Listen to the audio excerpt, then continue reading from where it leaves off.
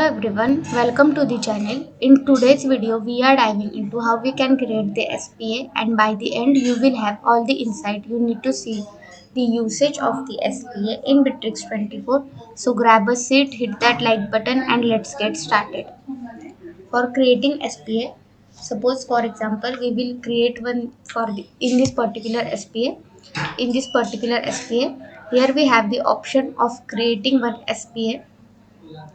For example, here we write the testing SPA, and when we click on the save, so as you can see over here, so this SPA is created over here in this particular initial lead stage. So as we proceed with our procedure, that is the preparation and approval stage, we will be able to move this SPA from one particular place to another place. So this is how we can create the SPA in Bitrix24. Thanks for watching. If you found this video helpful, don't forget to like, subscribe and hit the bell icon for more content. Drop your thoughts or questions in the comments below and I will see you in the next one.